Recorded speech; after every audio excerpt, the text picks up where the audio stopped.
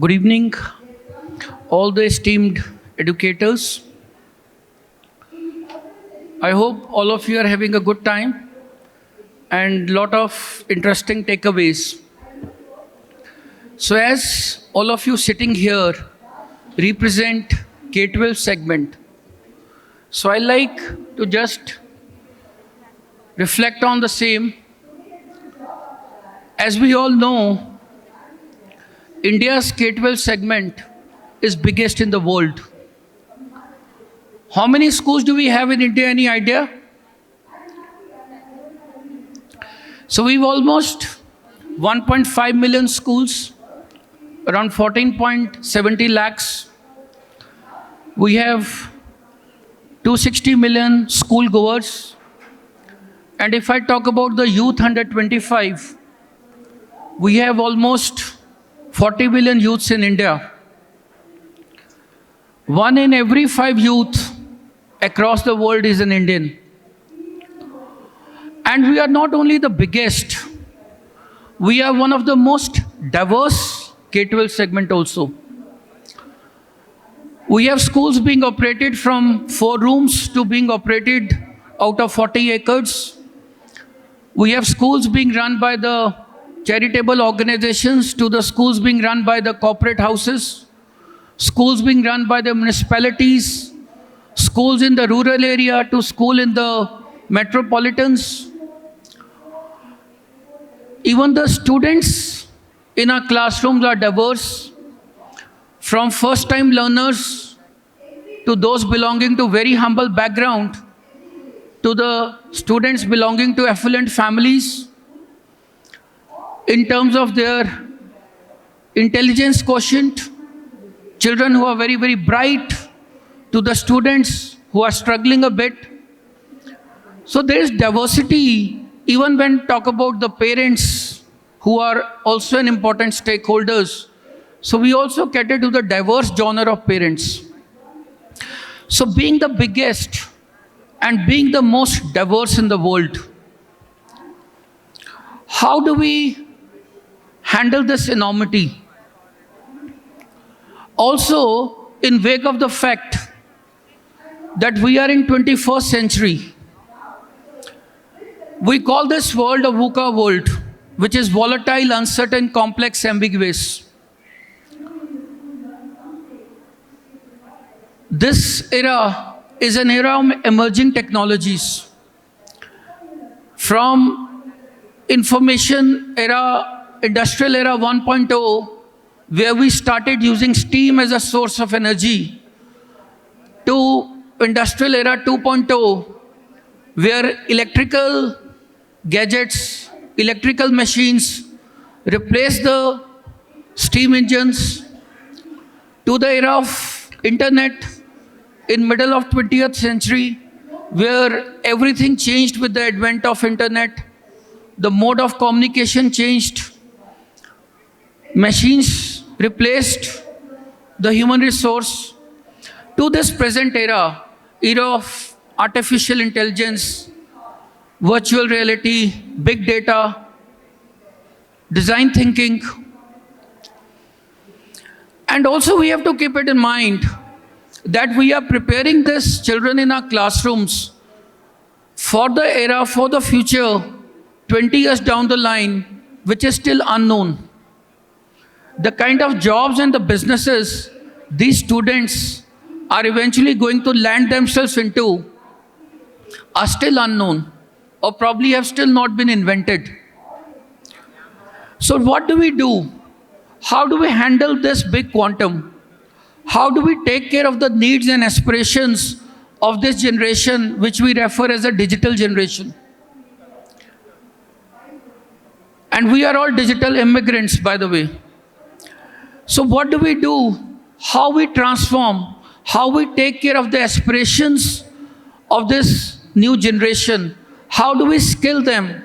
What kind of knowledge do we impart? What kind of values do we provide? How do we prepare them for the future, which is unknown? So what do we do? The other day, we were having a group discussion And the topic of the discussion was what I am talking here today, that what kind of education is required today? How do we create good schools? And how do we create one? What do we understand by good schools? So everybody was talking about infrastructure, teachers training, technology, vocational education. So after that discussion, what we realized was that what we need today, apart than all other things, is good leadership.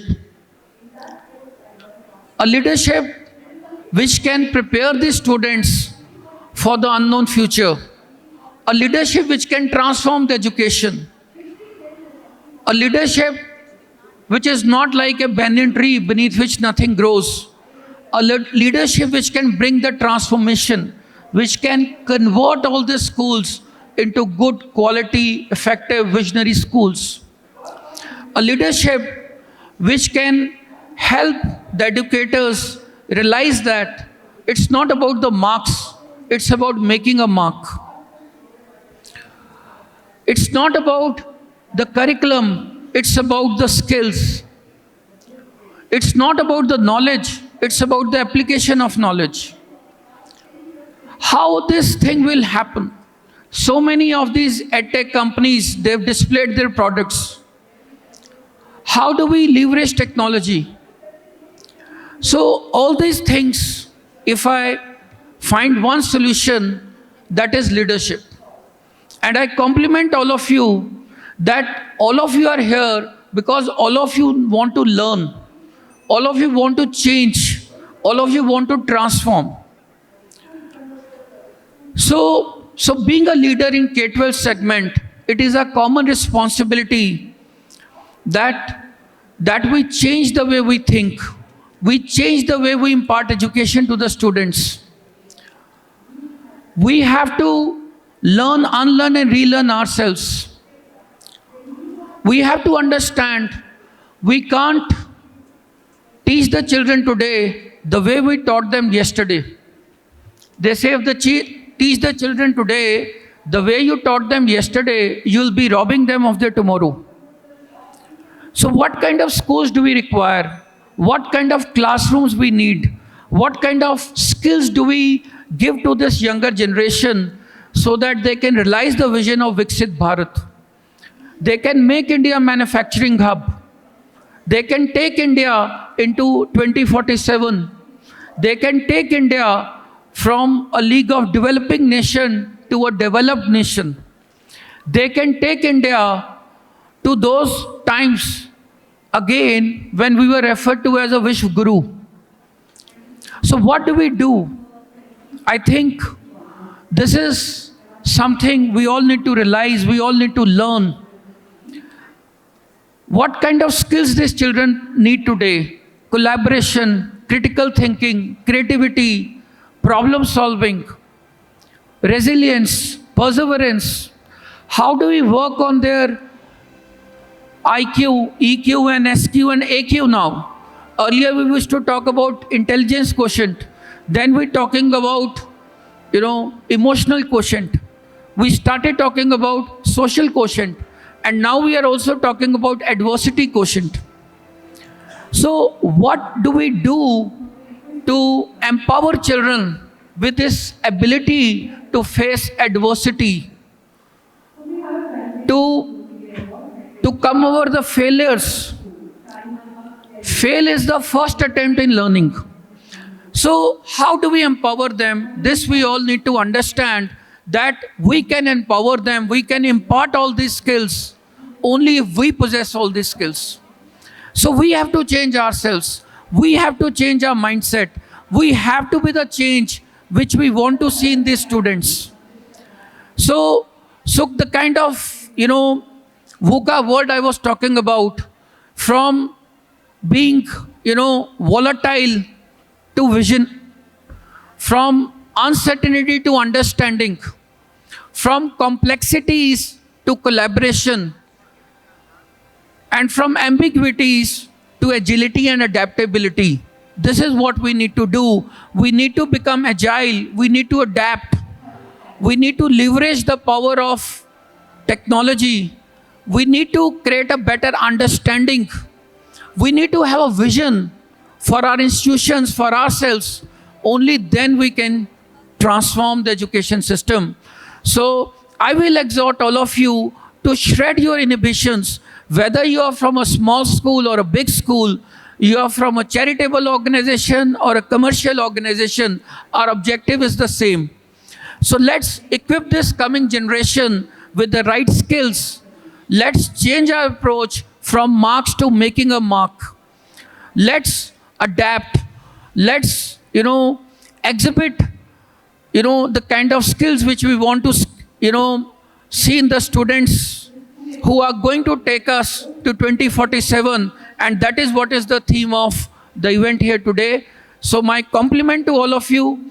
I congratulate all of you for being active learners, for having that fire in the belly, for taking this initiative and visiting these conferences so that you can learn. And when you go back to your institutions, you can create a team, do team setting, goal setting, and then surge ahead in the right direction, in the right manner, because education is the growth engine of the economy. If we are able to work on education in our country, I mean, nobody can stop us from India becoming $1 trillion economy. Nobody can stop us from becoming a global power once again. So thank you very much. I'm sure that, all of you will do your best, and all of you will take away a lot of learnings from here, and all of you will ensure that the students in your schools, students in your classrooms, who are our future, who are the digital natives, who have to take India to the next level, they are empowered, they are skilled, and they are kind of given the right kind of values. Because education without values, like we were talking about, what is literacy, what is education, साक्षरता, अगर इसको हम reverse दें तो साक्षरता बन जाता है राक्षरता. Fine, that education without the right values and skills is of no use. It can be counterproductive also.